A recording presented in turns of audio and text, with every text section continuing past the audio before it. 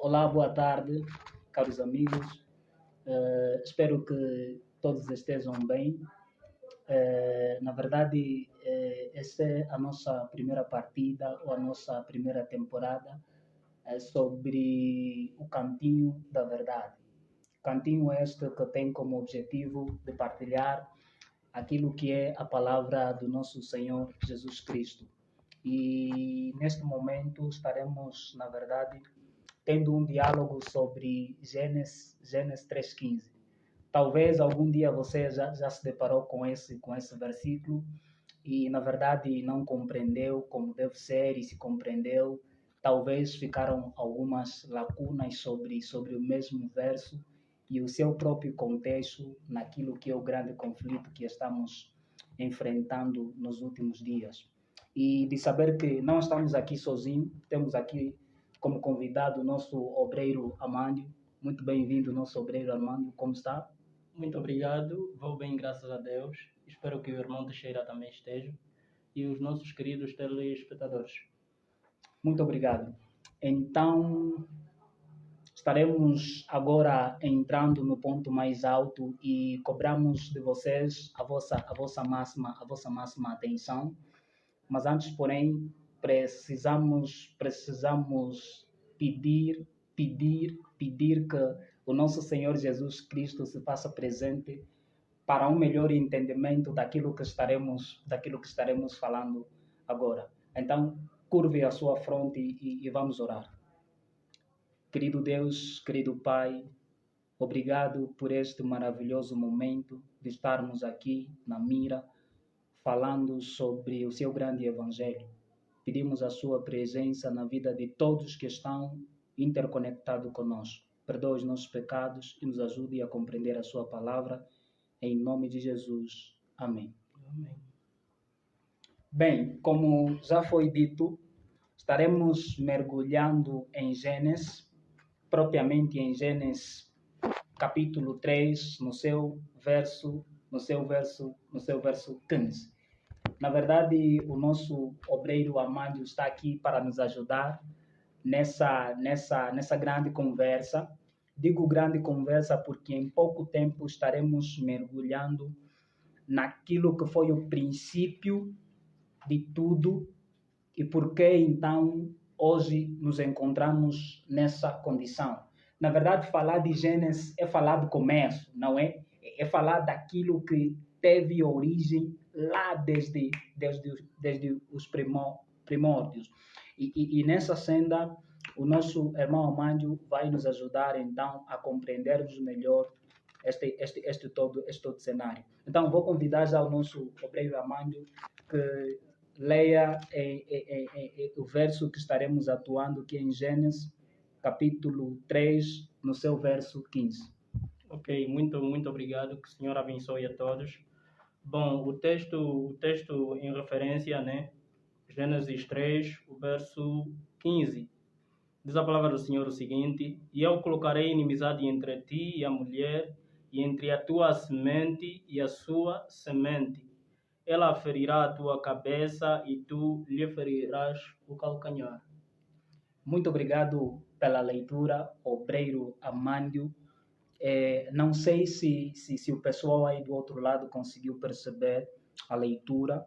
Aqui estamos diante de um versículo que traz de alguma forma uma inimizade entre a serpente e a mulher, entre a descendência da serpente e a descendência da mulher. E lá mais abaixo diz que este te ferirá a cabeça e tu lhe ferirás o calcanhar. Então, desde já estaremos compreendendo, na verdade, o porquê que esse versículo aparece aqui. Porque, de alguma forma, é notório que o versículo não pode aparecer do nada. É necessário compreender que, anteriormente, aconteceram coisas que levou, então, Deus a se dirigir desse jeito para a serpente e não só. Se nós voltarmos um pouquinho para o capítulo 1, capítulo 2, nós vamos perceber que Deus criou o homem. E ao criar o homem, criou o homem perfeito e deu ao homem o domínio sobre todas as coisas. Deus criou tudo e ao criar o homem ele disse assim: Tudo que eu criei está na sua responsabilidade, está sobre o seu domínio. Só que a questão não termina por aí. A questão não termina por aí. E os irmãos fazem ideia das coisas que, na verdade, aconteceram no Jardim do Éden. De repente, para quebrar toda a harmonia que Deus estabeleceu, a serpente aparece, né? O Satanás aparece nas vestes da serpente e aí entra num diálogo com a Eva. E a partir desse diálogo, a gente consegue perceber que a um dado momento a Eva se deixou influenciar pela serpente. E ao ser influenciada pela serpente, a Eva acabou por desobedecer a ordem que nós podemos encontrar em Gênesis capítulo 2, no seu versículo 17. E a partir dali, nós começamos a perceber que é como se o homem perdesse o domínio ao comer do fruto proibido. Ao comer do fruto proibido, ele começa a perder esse domínio. E ao perder esse domínio, será que tudo, na verdade, estava perdido? Será que já não haveria solução? Será que por o diabo conduzir Eva ao pecado, ele ganhou tudo? Estaremos percebendo a partir da abordagem do nosso Amândio, na medida em que ele vai fazer um relato daquilo que é o contexto do nosso verso em questão.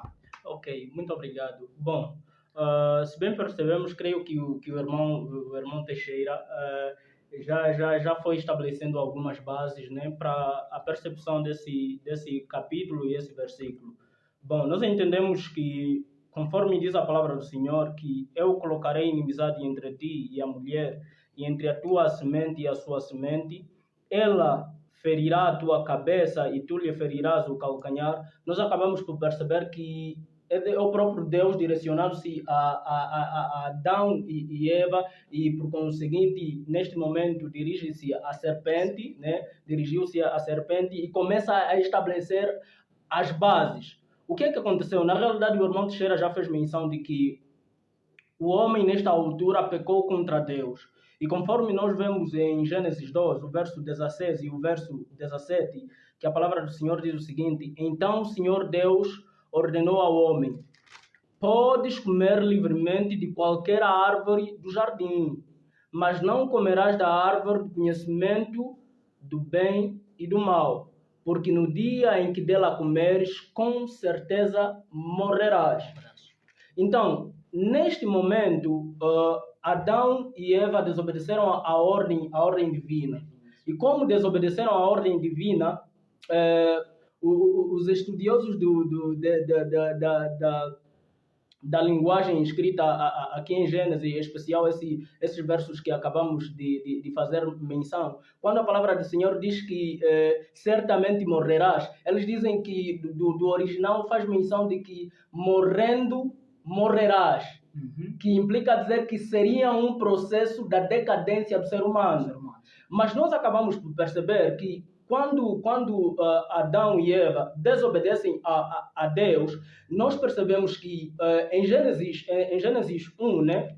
Em Gênesis 1, o verso 27 e ao verso 28, a palavra do Senhor diz o seguinte: e Deus criou o homem à sua imagem. A imagem de Deus o criou. Homem e mulher os criou. Então Deus os abençoou e lhes disse: frutificai e multiplicai-vos, enchei a terra e sujeitai-a, dominai sobre os peixes do mar, sobre as aves do céu e sobre todos os animais que rastejam sobre a terra. Então nós acabamos por perceber que desde o início, desde a criação do ser humano, a Adão e Eva lhe foi dado o direito de dominar e serem mordomos de toda a superfície da terra e toda a terra que o Senhor havia criado. Então, o que aconteceu quando Adão e Eva pecam? Por que o Senhor depois vem direcionar as palavras nesse verso 15? Será que terá havido uma mudança? Terá havido uma mudança de poder de um ser para outro? Muito simples. Nós acabamos de perceber nos versos anteriores que Adão e Eva obedeceram à serpente. E ao obedecerem à serpente, eles tornam-se servos da serpente. E nós, por todas as Sagradas Escrituras, acabamos por perceber que a própria serpente é mais não menos o próprio inimigo, o diabo. Então, implica dizer que quando Adão e Eva desobedecem ao Senhor, eles obedecem a Satanás. E quando obedecem a Satanás, eles tornam-se servos de Satanás. E só para compreendermos, vamos para o livro de 2 Pedro. O livro de 2 Pedro, ele nos vai fazer menção o que terá acontecido. 2 Pedro, capítulo 2, o verso 19 é o nosso primeiro texto. O irmão Teixeira tem a bondade. Diz assim, a máxima atenção. 2 Pedro, capítulo 2, verso 19. Prometendo-lhes liberdade, sendo eles mesmos servos da corrupção, porque de quem alguém é vencido, do tal faz-se também servo. Ok. Se nós vemos em Gênesis, né? Nós vemos que Adão e Eva são vencidos pela tentação do inimigo. Ok. Então, a partir desse verso, nós acabamos por perceber que Adão e Eva agora não mais eram servos do Senhor e mordomos da terra, mas estavam a se tornar servos de quem? De Satanás. De Satanás, porque obedeceram a Satanás. E Pedro aqui é muito claro. Ele diz que aquele de quem é vencido torna-se servo do mesmo. Então, eles passaram um domínio de toda a terra a Satanás. E temos outros versos que nos ajudam ao mesmo, como 2 Coríntios 4, verso 4. Ele também faz menção do mesmo, né? 2 Coríntios 4 diz assim: nos quais o Deus deste século cegou os entendimentos dos incrédulos, para que lhes não resplandeça a luz do evangelho da glória de Cristo, que é a imagem de Deus. Ok. Então, o homem era a imagem de Deus.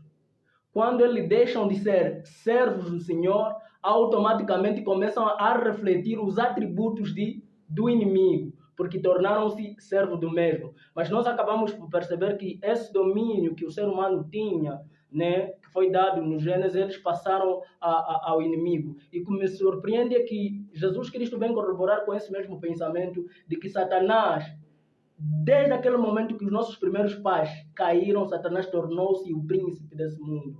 Isso é encontrado no livro de João 12, o livro de João 12, o verso 30 ao verso 31 a 32. Na realidade, vamos ver o verso 31 a 32. João 12. Sim, João 12. 31 a 32. 31 a 32. Mas antes de nós ler esses versos, desculpa mesmo, o obreiro Amândio. Então, segundo a abordagem do obreiro Amândio, não sei se lá do outro lado vocês conseguiram perceber, mas o que me fica aqui é a ideia de que, tipo, olhando para o versículo e olhando para a abordagem do nosso obreiro Amândio, dá a entender que automaticamente Adão e Eva, ao pecarem, acabam por ingressar para a descendência da serpente. Para o lado do inimigo.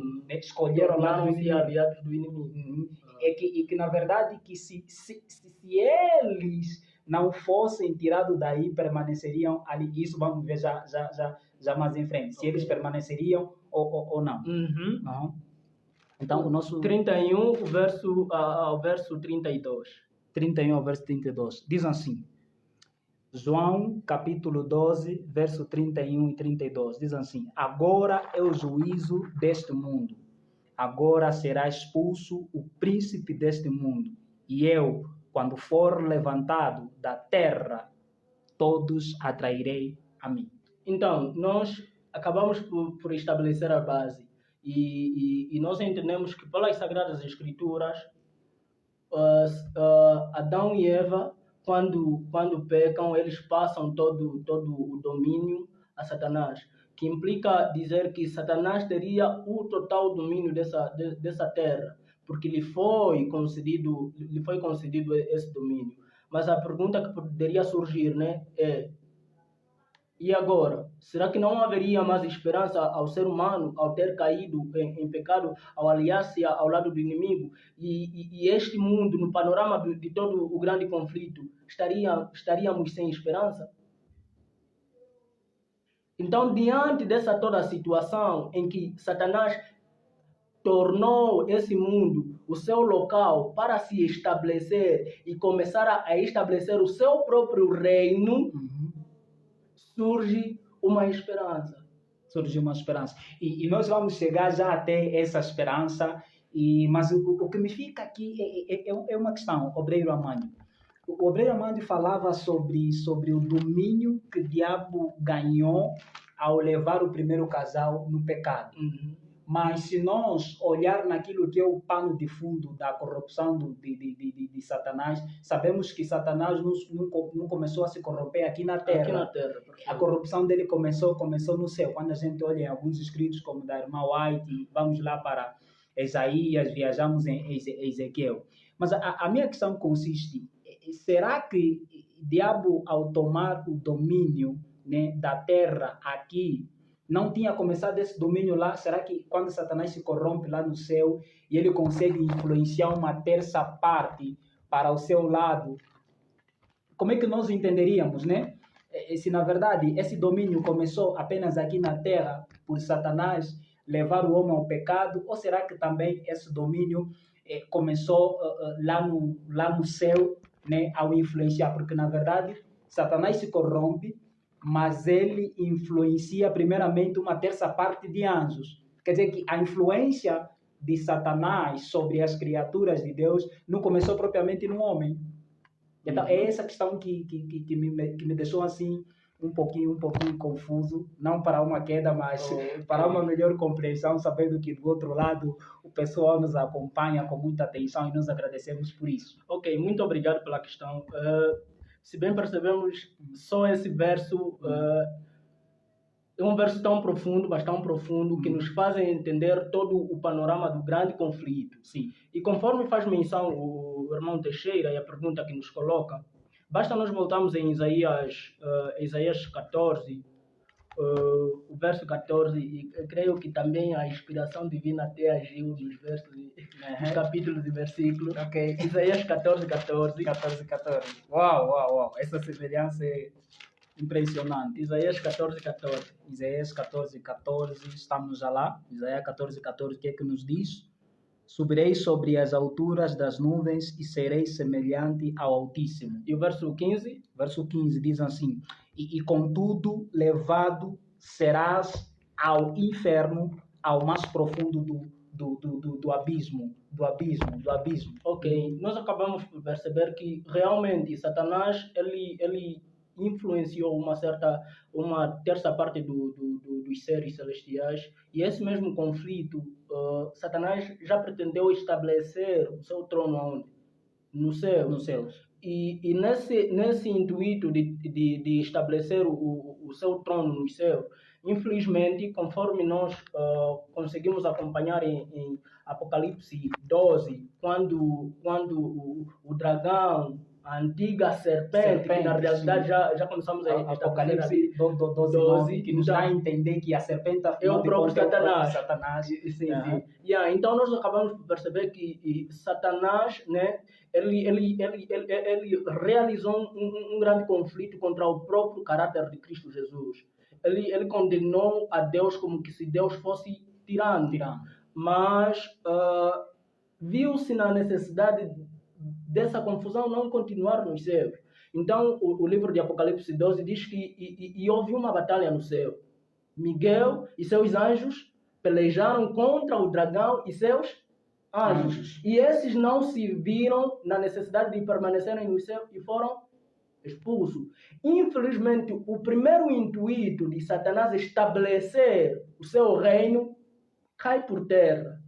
Lá no céu. Cai por terra porque porque eles foram expulsos, não conseguiram o domínio, porque Jesus Cristo era o dominador de todo o universo e se não mesmo o príncipe do céu. Calma aí, irmão Mário. Então, o que estamos aqui a perceber é que Satanás tenta primeiro estabelecer o domínio lá no céu, só que fracassa.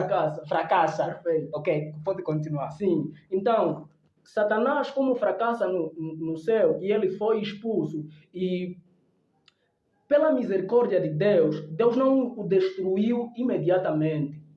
E nós aí acabamos por perceber tanto o amor e a justiça de Deus. A justiça de Deus fez com que Satanás não permanecesse no céu. Mas o amor de Deus fez com que Satanás não fosse destruído imediatamente.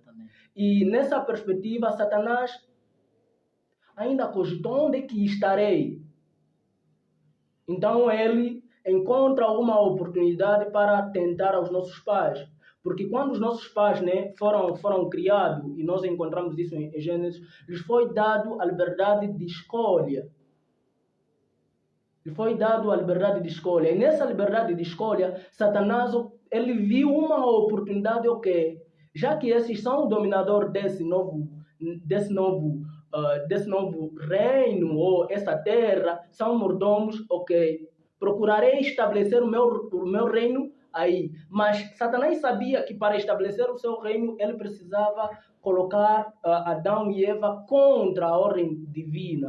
De formas que eles que eram mordomos pudessem passar o seu domínio a Satanás. Então é aí onde surge o inimigo, né?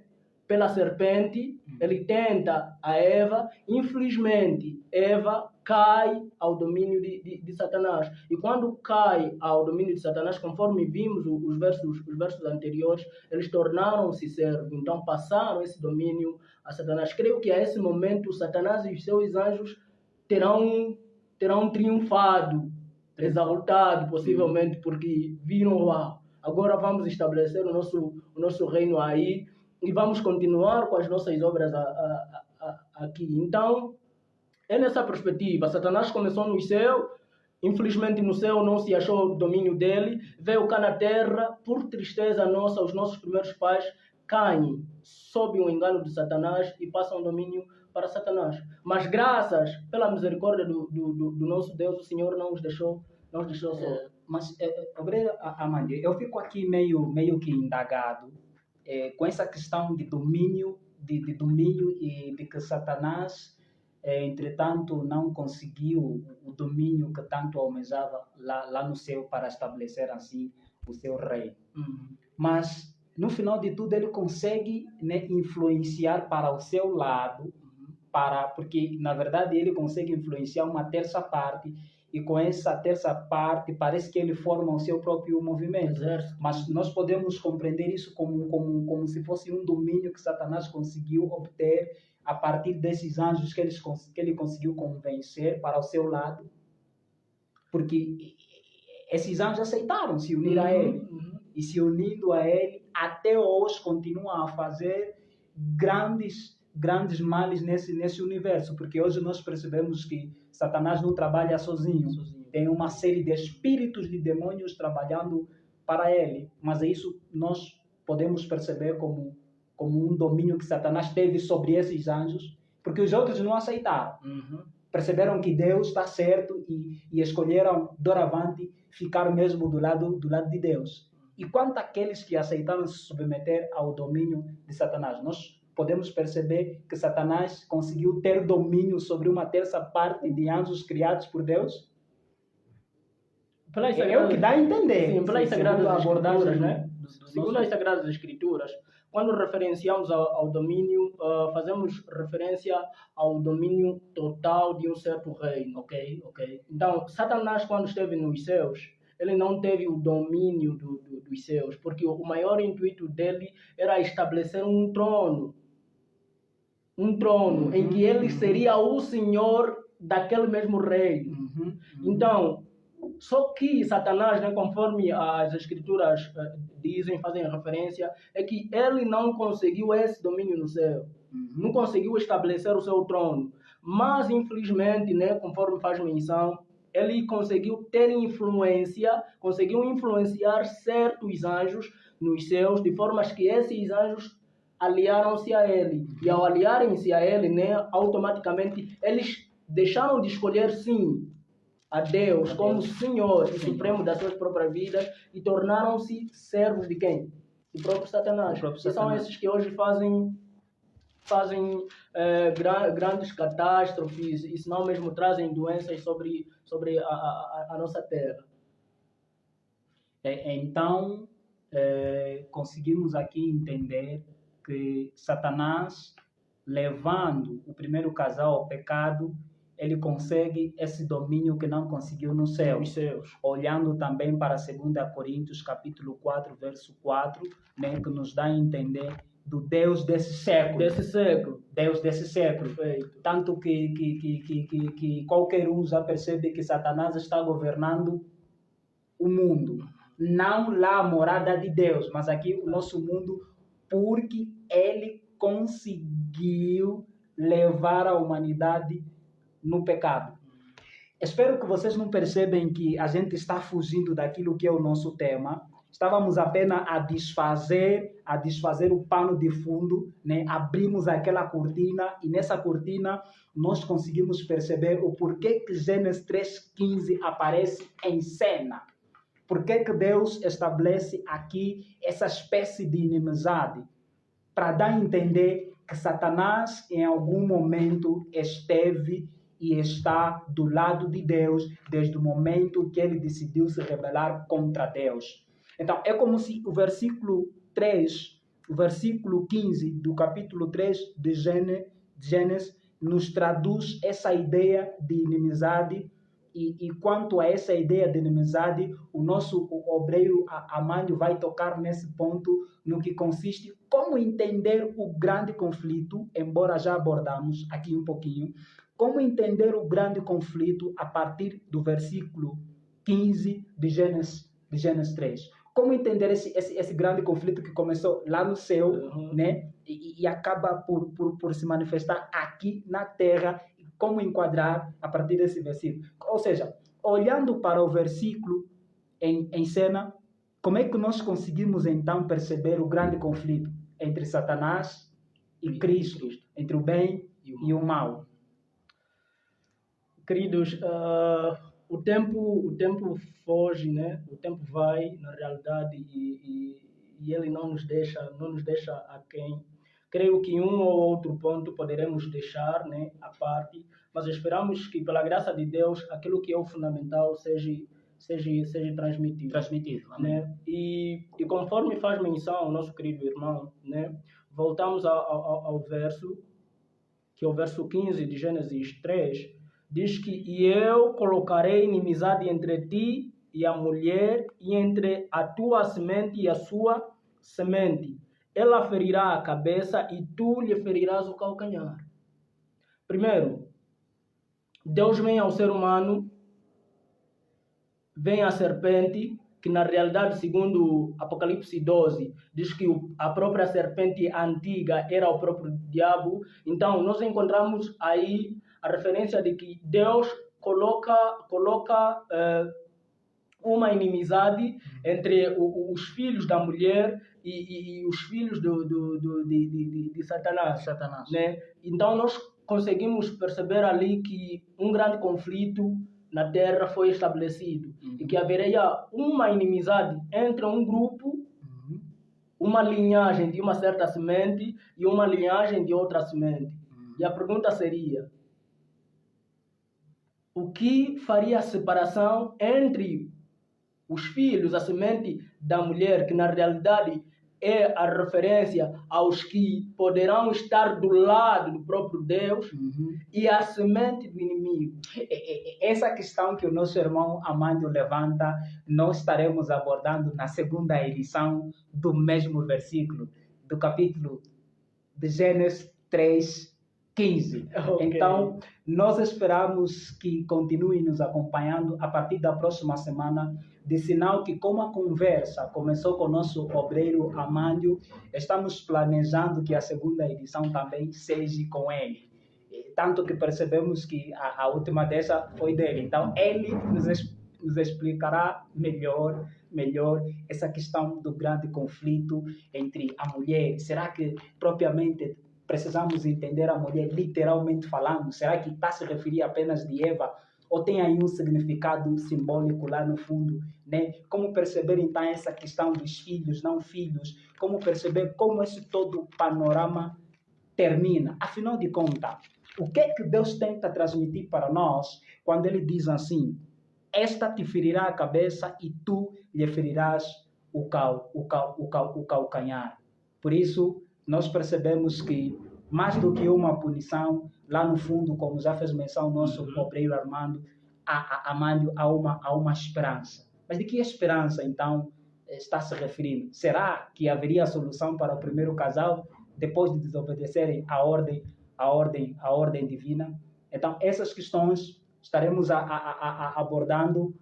Nosso irmão Armando tem uma deixa só para terminarmos já e contamos com vocês até a próxima semana.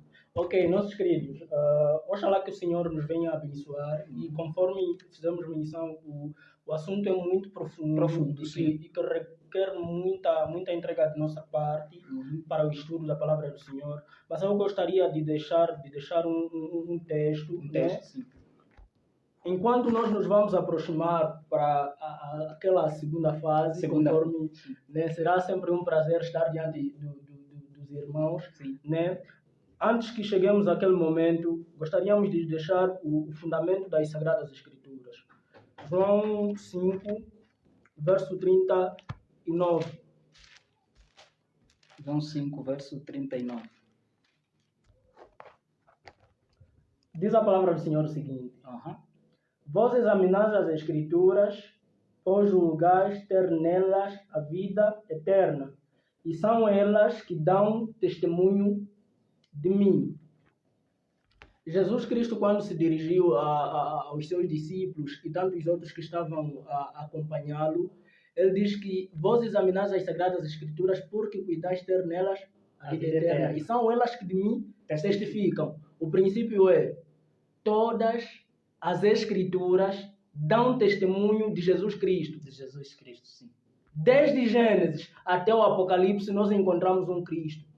Então, nós deixamos a recomendação, né, que estudemos, examinemos as Sagradas Escrituras, não para estudar como que se fosse um livro histórico deixado lá no passado, mas olhemos à luz das Sagradas Escrituras para vermos se Cristo está ali. E nós sabemos que Cristo Jesus é o único que traz vida. E se realmente nós desejamos ter vida e vida eterna, é necessário examinarmos as Sagradas Escrituras, porque quando examinamos as Sagradas Escrituras, encontramos o Cristo. E quando encontramos o Cristo morto, crucificado e ressurreto, nós poderemos ter a vida eterna.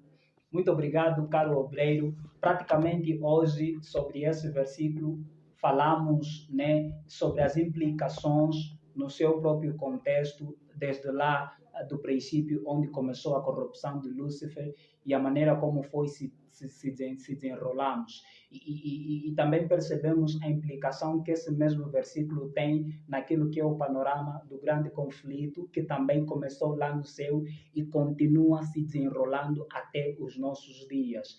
E também tocamos no assunto de que, se vocês perceberam, todos nós estamos envolvidos, porque o grande conflito continua a desenrolar até agora. E a questão de que o diabo está governando esse mundo, lutando para cegar cada vez mais o entendimento das pessoas, para que não compreendam aquilo que é o Evangelho, que pretende salvar as pessoas. Então, queremos terminar a nossa conversa com uma breve prece e pedimos desde já que continuem nos acompanhando, que na verdade estamos garantindo que estaremos a próxima semana novamente com o nosso obreiro Armando, sabendo que não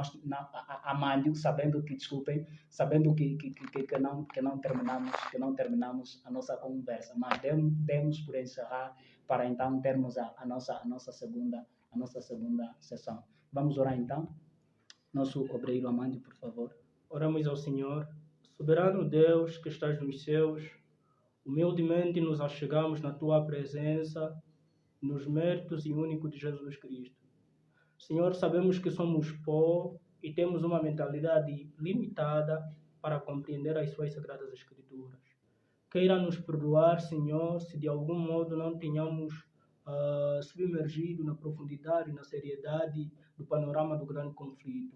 Mas cremos que, Senhor, as tuas palavras foram lançadas e as bases para a compreensão do texto e versículo que nós discutimos aqui, Senhor, que sirvam eles de semente para preparar os nossos corações para receber constantemente o Seu Espírito Santo. Venha estar com aqueles que nos acompanharam e venha permitir que este ministério venha frutificar, venha multiplicar-se e venha ser uma bênção para a vida daqueles que pretendem verdadeiramente conhecer os teus caminhos. Guarda-nos, Senhor, abençoe o irmão Teixeira nesse ministério, guarde-nos a todos, esteja também com o irmão Fanuel, que incansavelmente esteve aqui, nos acompanhou, esteve do outro lado. Permita que as suas bênçãos possam estar sobre nós e possam estar também sobre aqueles que estavam conosco. Guarde-nos de nós mesmos e não nos deixe cair em tentação. Suplicamos no nome de Jesus. Amém. Amém.